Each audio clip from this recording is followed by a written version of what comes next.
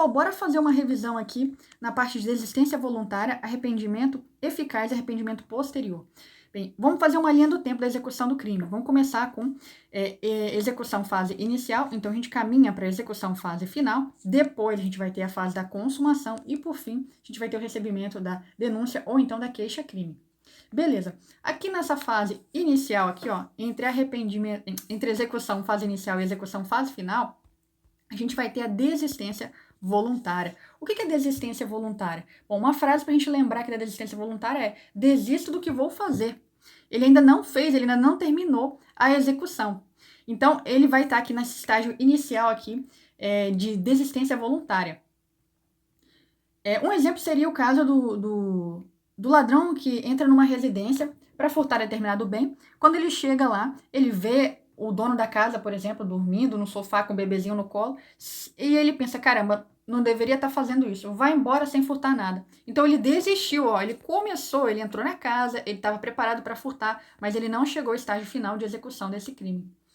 E aí, quando já passou desse estágio, vamos dizer então que já aconteceu tudo, um determinado agente, uma pessoa queria praticar um crime, começou e foi até o fim da execução, mas ela impediu a consumação.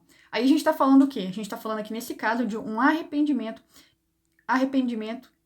eficaz. Arrependimento eficaz. Então, para a gente decorar, a gente pode pensar aqui ó, nesse EF, eficaz, que é posterior à execução parte final aqui, ó. Eficaz, lembrar que ele já aconteceu a execução parte final, só que ele não chegou ainda na consumação. Por quê? Porque ele não deixou o crime acontecer.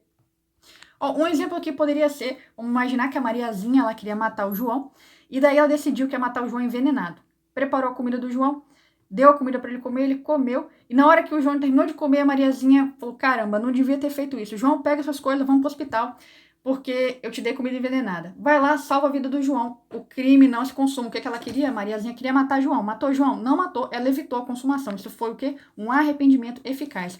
Já houve, então, já foi até a fase final aqui da execução, mas não chegou na consumação. Então, teve um arrependimento eficaz. E nesses dois casos aqui, tanto de desistência voluntária quanto arrependimento eficaz, a gente está falando de agentes que vão responder apenas por aquilo que eles praticaram, ou seja, eles não vão responder pelo crime na forma atentada.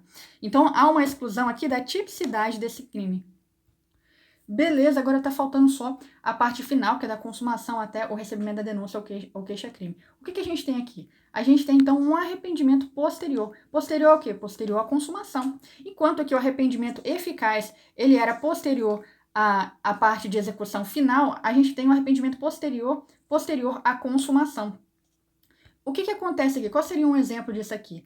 Ó, a gente pode imaginar o mesmo caso lá que a gente falou do ladrão que queria furtar um determinado bem. Ele entra na casa, vê o sujeito lá, o dono da casa, dormindo com o bebezinho, mas mesmo assim vai lá e furta. Só que chega em casa, aí o ladrão vê o próprio filho lá e pensa, caramba, não deveria ter feito isso. No outro dia vai lá e devolve aquele bem que ele furtou. Ele tem até quando para devolver esse bem? Até o recebimento da denúncia, ou então da queixa-crime aqui. Só que agora, nesse caso aqui, ele vai responder como se ele tivesse praticado o crime, até porque ele praticou, ele consumou o crime, né? Só que ele vai ter o quê? Ele vai ter uma redução de 1/3 até 2/3. Ele pode ter uma redução de 1/3 até 2/3 aqui nesse caso.